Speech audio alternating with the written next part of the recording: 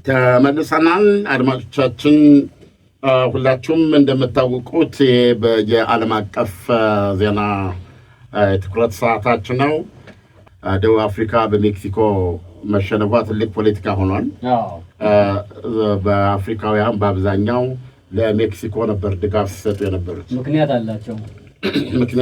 ውሃም ሊቋጠር ምክንያት ይዘዋል አፍሪካውያን በደቡብ አፍሪካ ላይ ማሊያቸውን ለብሰው ነው ሲደግ ደቡብ አፍሪካኖች በተለይ በዚህ በአፓርታይድ ጊዜ በነበረው አይነት የደቦ ሰልፍ እያሉ የጥቁር ሰው ሌላ አፍሪካ ሰው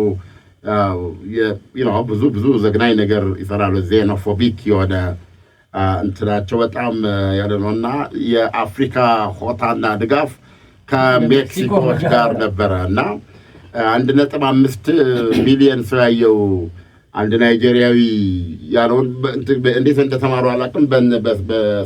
በሜክሲኮች ቋንቋ ነው የሚዘፍነው የእግር ኳሱ ነው። በኋላ አንተ አፍሪካ አይደለም ወይ ባፋና እኮ እንትናቸው ምንድን ነው አፍሪካውያኖች ናቸው ብሎ ሲለው ሜክሲኮ እንደሚደግፍ ነበር እና ከተሰጠ አስተያየቶች ውስጥ ገብቼ ሳይ ይቅርታ አንዱ ምን አለ ደቡብ አፍሪካ ብቻዋን ብትጫወት እንኳን ሜዳው ላይ ብቻዋን ብትጫወት ለስታዲየሙ ነው የምደግፈው።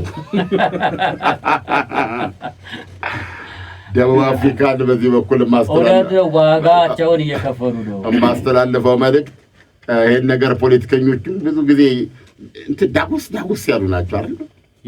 የደቡብ አፍሪካ ፖለቲከኞች ዳጓሳ ናቸው። ከነ ፕሬዝዳንቱ ጨምሮ ዳጓሳ ናቸውና በጣም ይሄ ምንድነው እናት ድርጅታቸውም እንደወትሮ አይደለም እንትን እያለ ነው እና ይሄ ስሜት ቀላል አይደለም። አፓርታይድ ይደገም የሚልም ስሜት ሊያመጣ ይችላል። ድጋሚ በነጮቹ ይገዙ እምልህ እዛ ድረስ ልትሄድ ትችላለህ። በተለይ ጀርመኑ ቱርኩ የሚምነሸነሽበት ሀገር ነው። በንግዱም በምንም ቢሆን ህንዱ ፓኪስታኑ ይበልጣል አይደል እንዴ? ግን እኛን የመሰለ ሰው ነው አንደኛ መንግስት ጣልቃ መግባት አለበት። ከዛ የገቡት ገብቷል። የሆነ ስርዓት ታበጃለህ። ነገሮችን የምታስተካክለው ያሉትን በመጉዳት አይደለም። ይሄን ነገር እዚህ ድረስ ሶሳይቲውን የነካ ነው ወይ? እዚህ ድረስ ስራችን ተነጠቀ የሚሉትን እንትን የሚል ነገር ነው ወይ? የሆነ ጥናት የሆነ ነገር ማካሄድ አለብን። ከዛ በኋላ ኦልሬዲ ያሉትን በማንኛውም መንገድ ይምጣ፣ በእግሩ የገባ በምን ይግባ፣ እነዚህ ያሉትን መስመር ማስያዝ ያለበት። ከዚህ በኋላ ግን ነገሮችን ስርዓት የምታስይዝበት መንገድ ካለ እንደ መንግስት ልታስብ ትችላለህ። ከዚህ በኋላ በተለይ አሁን ትልቁ ችግር ብለው የሚያነሱት እኮ በዚህ በህገወጥ መንገድ ድንበር ይገባሉ ነው። እሱም መዝጋት አለብን። የቀሩትን ሰዎች ግን ስርዓት የምታስይዝበትን መንገድ መፈለግ ነው። በነገራችን ላይ ደቡብ አፍሪካ ውስጥ እነኚህ የተባሉት የኛ የሀገር ዜጎች እነ ሞዛምቢክን እነ ናይጄሪያን እነ ጋና ናቸው አሁን እየተባረሩ ያሉት በአብዛኛውና እነሱ ቢወጡ ስራውን እዛ ያሉ ሰዎች እኮ የሚሰሩት አይደለም። እሱ አርጊመንት አያስኬድም። ሀገራቸው ቢሰሩት ይስሩት፣ ባይሰሩት የራሳቸው እኮ መከራከሪያው ግን መሆን ያለበት ስራው ህግና ደንብ ያዝላቸው። ኦልሬዲ የገቡ ገብተዋል እኮ ህግና ደንብ ያዝላቸው ላሉ ሰው እነሱን ስርዓት ታስይዛለህ። ስራቸውን ይቀጥላሉ። ሌላ መንገድ አሁን መንግስትም የሚለው እነሱ በመምጣታቸው ለኢኮኖሚው አስተዋጽኦ አበርክተው ካልሆነ በስተቀር የእናንተን እንጀራ አልበሉም ነው። ይሄንን መንግስት እያለ ነው። ስለዚህም ስርዓት ያበጅለታል ማለት ነው። መስመር አይዟቸው እዛው ይስሩ። ሌላ ከዚህ በኋላ ግን ይሄንን ነገር እንትን ላይ ያለ አሁን ሲስተም ታወጣል። እኔ ብዙ ጊዜ እዚህ ደጋፊ ነኝ። አንድ ነገር ተደረገ ተብሎ ወዲያውኑ አናቱን ብለህ የነበረ ስር የሰደደ ነገር ስንት ነገር የጣለ ነገር ይጠፋል። አሁን በዚህ ነው እኔ አሁን ለምሳሌ የሙስና እርምጃ ምናምን በጣም የሚያስፈራኝ። ለምን ሙስና ስትቋቋም በጣም ሲስተም ያስፈልጋል። በጣም ተዘጋጅተህ መሆን አለበት። ኦፊሳድን ስትገባ በሆነ አጋጣሚ ብሩ ግለሰቦች ውስጥ ነው ያለው። በብራቸው ማዘዝ ይችላሉ እነሱ። አሜን ያ ብር የሆነ መንገድ ስታየው የሙስና ሊሆን ይችላል። በአብዛኛው ግን ኢኮኖሚ ውስጥ ገብቷል። ኢኮኖሚ ውስጥ ገብቷል። አሁን አንተ ያንን እርምጃ ያለ ጥናት በምትወስድበት ጊዜ ምን ይሆናል? እነዛ ገንዘቡን የያዙት ገንዘብ ከሌለ ስርዓት ፈጥር የያዙት ሰዎች ይዘው ይጠፋል። ያ ገንዘብ ከህዝብ ይርቃል። በዚህ መካከል ምን ይሆናል? የነበረ ስራ ይጠፋል። እንትን ያለ ነገር ያደርጋል። ድርጅት ይዘጋ፣ ሰራተኛ ይበተናል። ፊዚካሊ ይሄ መጀመሪያ የምትሄደው ያለው ሜንቴን ታደርግና ከዚህ በኋላ ለሙስና የማይመች ሙስናን የሚፈጥሩ ምክንያቶችን የሚያስወግድ ህግ ነው የምታወጣው ከዚህ በኋላ። ከዛ በኋላ ደግሞ አንዳንድ ጊዜ በራስ አፕሮች ገንዘብ እጃቸው ላይ ያለውን ሰዎች በዚህ ደረጃ የምታውቃቸውን ሰዎች አትሊስት አንዳንድ ፕሮጀክት እንደ መንግስት በምታወጣው ፕሮጀክት ላይ እንትን እንዲያደርግ ማድረግ ነው። ወደ ህጋዊ ስርዓት እንዲገቡ ያንን ገንዘብ ኦልሬዲ ወጥቷል፣ ከእጁ ወጥቷል። አንዳንድ ሀገሮች ላይ እኮ በሙስና የወጡት ገንዘቦች እኮ የመንግስትን ቁጥጥር በላይ ይሆናሉ። ገንዘቡ በጣም ኃይለኛ ስለሆነ ብዙ ነገር መፈጸም ይችላል ገንዘቡ። እንደውም አንድ ጥሩ ማሳያ ልስጥህ።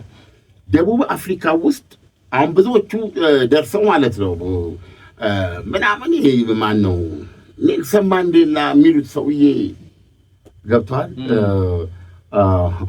ማዋረድና ማናናቅ ከባድ ነው። ገብቷል የሚሉት ሰውዬ ምን አደረገ? ነጮቹን እንዳለ አይደለ እንዴ ትቷቸው አይደል እንዴ ሀብቱ ምኑ እንደተቆጣጠሩት ብለው በጣም እንትን የሚሉ አሉ፣ የሚቆጩ ሰዎች አሉ። ያለ ባይሆን ኖሮ ይስራት ይመጣል የሚመስል እሱ ድጋሚ የአፍሪካ እንደሱ አይነት ሰው አታገኝ። ናም በእነሱ ደም ፍላት ነጥቀለክ እንደ ዚምባብዌ ማለት ነው። ነጥቀ አሁን የአውሬ መናኸሪያ ሆኗል። ዝም ብሎ አይመጣም። ስራ ካልቸር ይፈልጋል፣ ሰዎች ይፈልጋል፣ ከሰዎች መካከል ሰውን ይፈልጋል። የሚሰሩ ሰዎችን ነው ማበረታታ ያለበት። አቴኒ ኮንስታንት። ስለዚህ ኔልሰን ማንዴላ ያደረገው ምንድን ነው? ከዴክሌርክ ጋር የተግባባው ማለት ነው። ኔልሰን ማንዴላን ስታደንቅ ዴክሌርክ አድንቀ ነው ይብታል። ዴክሌርክ ባይኖር ኔልሰን ማንዴላ አይኖርም። ለውጥና እድገት የሚመጣው እነዚህ ሁለቱ ነገሮች ላይ ኔልሰን ማንዴላ ነፃ ያወጣን ብቻው ዩኒድ ዴክሌርክ። ይሄን መረዳት አለበት። ስለዚህ ዴክሌርክ ምንድነው ያደርገው? አሁን እሱም አንድ ፖይንት ላይ ደርሷል። ያ አሰቃቂ፣ ያ አረመኔ፣ ያ ሰው በላ አፓርታይድ ስርዓት ሊቀጥል አይችልም። በዚህ መንገድ ቢቀጥል እና አሜሪካ ምናምን ኮንስትራክቲቭ ኢንጌጅመንት ለንደን ምናምን ይሉታል ይዘውት ነበረ። ነገር ግን ያ የመጨረሻው ቀን ሲመጣ የዚምባብዌ ጉዳይ ነው የሚመጣው። ይነቀል ነበር ነጩ ሰው። ምንድን ያደረገው? ያኛውን ፋርሳይተር ነው። ስለዚህ ከኔልሰን ማንዴላ ጋር መጥቶ ከደቡብ አፍሪካውያን ፕሬዚደንት የጥቁሮች ነው። ልብ አድርግ እንግዲህ በአፓርታይድ እይታ ኔልሰን ማንዴላ ለጥቁሮች መሪ ነው አይደለም። ነገር ግን ኔልሰን ማንዴላ ወደ እስር ቤት ሲሄድ የጥቁሮች መሪ አልነበረም። ዶክተር የነጭ የበላይነትን እንደምቃወመው ሁሉ የጥቁር የበላይነትን አጥብቄ ነው ይሄ ልሞትለት ተዘጋጁ ነው ያለው። ኔልሰን ማንዴላ የደቡብ አፍሪካ ፕሬዚደንት ነበር። ጥቁሩን ቢጫሁን ቡራቡሬ ሰው አለ የለም አይደል? ለሁሉም ነኝ። ኔልሰን 27 ዓመት የታሰሩበት እኮ ፕሪንሲፕል ኔልሰን ማንዴላ ወደ ጃያንት ዝም ብለህ የሚመጣ በምኞት የሚመጣ አይደለም እሱ። ገብቶሃል? ያሳዝናል። በዛ ላይ ቂምና በቀልስ በየትኛው አፍሪካ ሀገር ነው 27 ዓመት ታስረህ ስትወጣ ጠላትን አንገት ለመቅላት ነው ዝግጁ የምትሆነው? ለዚህ ነው የምታድገው። እንደ አንገቱን ቀጥፈህ በማየት አይደለ እንደ ይሄ ዝም ብሎ እኮ አይመጣም። ይኸውልህ ኤኒዌይ ኔልሰን ማንዴላ ማለት ያ ነው። ዴክሌርክ በአንድ ሌሊት ተሰርቆ ገብቶ ከዚህ ታላቅ የደቡብ አፍሪካ መሪ ጋር እስር ቤት ውስጥ ጌታዬ እሷን ነገር እንዴት ያደርጉልኛል? ኤንሲ ደግሞ 100 ዓመት እድሜ የነበረው ፓርቲ ነው። ተመልከት። አየህ ታሪክ እንደዚህ ነው መሰራት ያለበት። በሀገር እድሜ ነው የምታስበው። አየህ ትግል ሆ ሆ ሆ ብሎ ጀምሮ በትግሉ 7ኛ ዓመት ላይ የሉም አቶንትና ቱርክ አቶንትና ከዛ በኋላ ማታውን ይዘ ተፈ በየኢንተርቪው ላይ ጢመናር ዝም ነበር። ይሄ እኮ ነው ድክም የሚያደርገው። እንዴት ሰው መፍጠር አለበት? 100 ዓመት ነው የአፍሪካ ብሔራዊ ምክር ቤት ዕድሜ። አሁን ከመቶ ስንትና ስንት ስለ ሀገር ስታስብ እንዲህ ነው የምታስበው። የአቶ እንተኔ ዕድሜ አይደለም ሀገር ገብቶሃል። በሀገር ውስጥ ትራንስፎርሜሽን ነው የምታመጣው አይደል? ግን በአንተ እዚች ትቢያ በሆነች በዚች ዕድሜ አሁን ምን ይላል መሰለህ አንድ ነገር ሳይ ላባ ጠመቀኝ። ዕድሜያቸው 60 የደረሰ 50 የደረሰ ሰዎች የህይወታቸውን 60 በመቶ እንደኖሩ ማወቅ አለባቸው። በጣም እድለኛ ከሆነ ማክሲመም የሚኖሩት 26 ይሆናል። ከዚህ በኋላ ይላል። ይሄ እንትን ማመጣብኝ ነገር የለም። የደነገጥኩትን መደንገጥ እና እድለኛ ሆነ እኮ ነው። እኔ የሌለውበት ዓለም ሊኖሩ ማለት ነው። ይቀጥል ወይ? አዎ ሰው ወደ ፖይንቱ ለመምጣት ኩርማን እኛ እድሜ ገብቶሃል። በሰው ኩርማን እድሜ አይደለም ስለ ሀገር የሚታስበው ሀገርን ይዘህ የምታራምደው እንደዚህ ነው። ማራቶን የሚባለው ይሄ አይደለም። ዛትስ ፖይንት አስቀድመህ ፕላን ባደረግከው የረጅም ጊዜ መምህራችን አበበ ቢቂላ በ52 ጳጉሜ 5 ጳጉሜ 6 በማራቶን ማሸነፉን አስተውለን ቢሆን ኖሮ ትራንስፎርም እንግዲህ ማራቶን ታውቃለህ።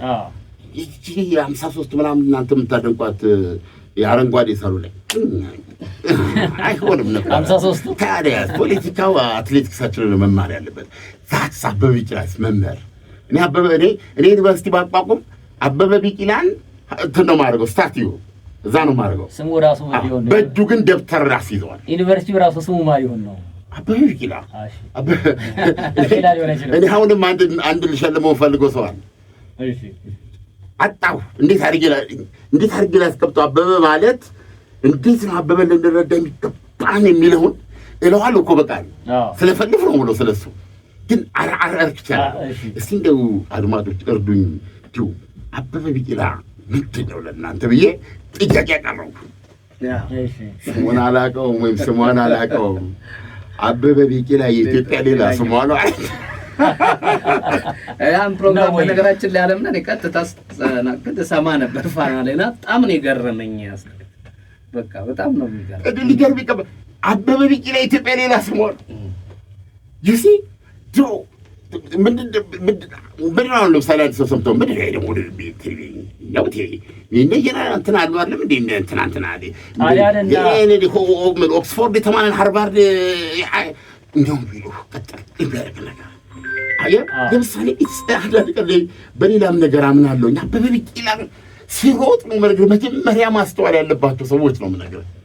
አንደኛ የአበበ ቢቂላ ሰብዕና አይደለም።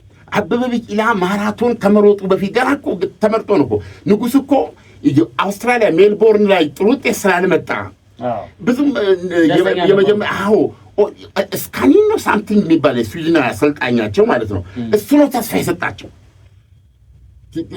ሌትስ ጎ የሚለውን እሳቸው በጣም ሀገራቸው የሚወዱ ሰው ናቸው። እና ያ ውጤት ግን ጥሩ አልነበረም። የሜልቦርን ሰው እንደዚህ ሁለት ወታደሮች አበበ ቢቂላ፣ አበበ ዋቅጂራ እና ዋሚ ቢራቱ ሲያደርጉ ዋሚ ቢራቱ ከዚህ ደብረ ዘይት ነው ዱከም ነው ሲሮጡ እግራቸው ዱከም ከፍተኛ ርቀት ስለሄዱ እሳቸው ይሄ እንደ ይባለው እንደ ውሃ ሲቋጠር ሰውነት ይሄ ደግሞ ጭጭን አስቦ እዚህ ጋር ሆኖ ከንትኖ ነዋል። ያን ጊዜ ሞር እሳቸው ነበረ ሁሉ ጊዜ አንደኛ የሚወጡ እሳቸው ናቸው። አበበን ይመሩታል። አበበን ያደርጋል። ግን ኤንዌይ በማላውቀው በእሳቸው ላይ ነበረ እንትኑ ሰው አበበ ታይም ወሰደ። እኛ ሰፈር ነው ቤታቸው ነው የሚብራል። ታይም ወስዶ ሊጠይቃቸው መጣ። አይዞህ ትድናለህ፣ ገብቶሃል፣ ትድናለህ፣ ትሮጣለህ አይቴሊድ ብዬን የመጣሁት አላቸው። ወደ ሮም እኮ ከመሄዱ በፊት እንደዚህ አይነት ሰው መኖሩን ሳታውቅ ቪኪቲ ራፕ በመደነስ ታመጣለህ? ታመር ነው አታመጣም። ሊሚቴሉ ኖር ምትምትለው አላቸው ሲል እሳቸው ደግሞ ይቅናችሁ የኢትዮጵያ አምላክ ነው ያሉት። ዋሚ ቢራቱ ያሉትን ሰምተሃል አይደለም? ተርቢያ አድርጋቸው ሰርቻለሁ።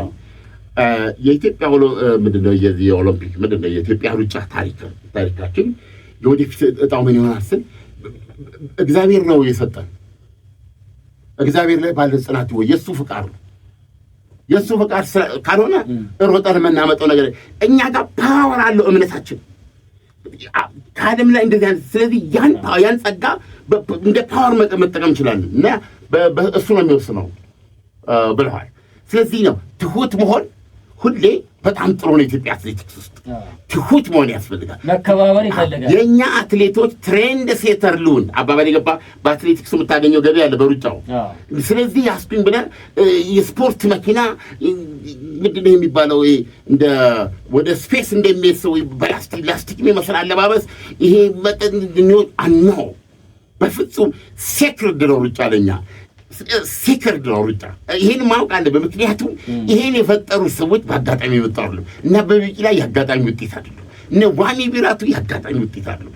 እና አበበ ዋቅጅራ የአጋጣሚ ውጤት አይደሉም። እና እነዚህ ሁለት ወታደሮች ምንድነው በ1952 1900 በእኛ ደግሞ በአቁሜ ምናምን ላይ ሩጫ መሙ ላይ መወዳደሪያው ላይ ሲቆሙ ገብተዋል። ይሄን እንትና ናቸው ነገር አበበ ዋቅጅራ ቤታቸው ማለት ነው ፍየል የጠበቁ ማለት ነው። ምንድን ነው ያሉት? ሁለታችን ስንገባ የኦሎምፒክ እንትን አይደል ፓስታው ምናምን ነው የሚበላው። ስለዚህ ደግሞ ባብሮ አለ አይደል? ማን ነው አትሌቲክስ አሰልጣኙ ማን ነበሩ? ንጉሴ ሮባ በምክትል አሰልጣኝነት ንጉሴ ሮባ የጃንት ገብቷል። ንጉሴ ሮባ ኦሎምፒክ መንደሩ ላይ ገብተው አንዳንዶች በጫማ ምን ወዲያ ወዲህ ሲሉ እሳቸው ቆመው ይመለከቱ ነበር። የኛ አትሌቶች ይላሉ ሁለቱን እኮ ወታደሮች ናቸው። የዘይት ቅባት ከሻንጣቸው አወጡና እግራቸው ባታቸው ከዛ በኋላ በቢቂላ ባዶ እግሩን ነው። ሁለቱ ባዶ ናቸው። እዛ እያለን እንበላና አገሩን መምሰል አለብን። እግራችንን የሚያውሰውን ለነገር አልችልም አሉ። እንበላና አበቢና ያናረግን እንወጣና እንትን አይለንም አሉ። ምንድነው ጣዕሙ ያቅለሸልሸናል። አሁን ወረድ ላቲኖ በርበሬ ታውቃለህ? በበርበሬ እሱን እናደርግና አባቴ ስጠት ታውቃለህ? እኔ እሱ ያደርጉና በእንትን ይበጠብጡታል። በውሃ በብርጭቆ ስታየው የቀይ ስር ጭማቂ ነው የሚመስለው። ሳያደርጉት ቆምጣ ያደርጋቸዋል። አለቀ። ከዚህ በኋላ አንዱ ታዲያ ያያል ምንድን ነው አያ ጠየቀ ነው ሲል እሳቸው አበበ ዋቅጅራ በኦሮምኛ ነው እናቃጥለው እና ይገርምሃል አድንቀር ዋቴቨር አልነው አሉ። እና ፈረንጅ መቼም ማወቅ ይፈልጋል። ብድግ አድርጓችን የተወሰነችዋን ሲያደርግ ፊታችን ላይ ምላሱን እንዲህ ጎልጎሎ አውጥቶ እንደ ፎጣ አጠበው ነው የሚሉት ተቃጥሎ። ስለዚህ እኔ በጣም ሲሪየስ ነኝ በዚህ ጉዳይ። ዶናልድ ትራምፕ ይቅር ይበልኝ ዛሬ እና ኢራን ይቅር በለኝ። እና ምንድን ነው ያደረገው? ብዙ ሰው ይሄንን እንደ ቀላል ነገር ነው ላይ የሚፈልገው። አዲዳስ ጫማ ለመወዳደሪያ መጥቶ ለእያንዳንዳቸው ታድሏል። አበበም አድርጎታል። አሁን ለእኛ ቀላል የሚሆነው እንግዲህ እኔ ከጊዜ ከተማ ልጅ ነኝ። ድልድይ ላይ ቁጭ ብዬ ሰው እንደ ድንች ስልጥ ነው ያደግኩት። ገብቶሃል? ተረብ ምናምን ነው አራዳነት የሚመስለን እና ብዙ ሰው የሚያስበው ይሄ ጫማ አድርጎ ያንደስ ያደረጋ ሻይሎ በእግሩ በጫማ ያለበት ብሎ ሊያቃልለው ይችላል። ጫማው ግን አበበ ተስማምቶት ነበር። እግሩ ውስጥ መቹም ነው እንጂ አዲዳስ አይደለም ወይ? ለማንኛውም ሰው ተልኮ የሚሰራ ነው። ተስማምቶት ነበር። ስለዚህ አበበ ዋቅጅራም ይሄን አድርገን አልሮጥም ማለት ነው። ይህን ጥሎ በባዶ እግሩ የመሮጫ ቦታው ላይ ቆሟል። አሁን ድረስ እምባይን የሚያመጣውን ነው ነገር ሩጫው ሲሄድ እየፈጠነ ሲሄድ የእሱ ተከተለ ሞሮኳይ ነው። ከሱ ኋላ አበበ ሲሮጥ የእግሩ ዳና ከሌሎች ይሰማል። ሌሎቹ አዲዳስ ነው፣ የእሱ ግን ይላል። የእግሩ መሬቱ አለፈው። ከዚህ ምንድን ነው እኔ አላውቀውም። ጣሊያን ብትጠይቀኝ ግን ከጋዜጠኛው የሰማሁትን ነው የምነግርህ። የአክሱም ሐውልትን አለፈው። ያን ጊዜ ነው አክሱም ሐውልት የተመለሰው ወደ ኢትዮጵያ። ጋርማም አድርጎታል። ባለቤቱ ነው እሱን አለፈው ይላል። እና ከጲላጦስ አደባባይ ይላል እንዴ ብቻ አለው የሚገልጸውና ግራዚያን ማን ነው የግራዚያኒ ንግግር ያደረገበት ሙሶሎኒ ያደረገበት በባህናቱ ዘቅዝቀው የሰቀሉት ገብቷል።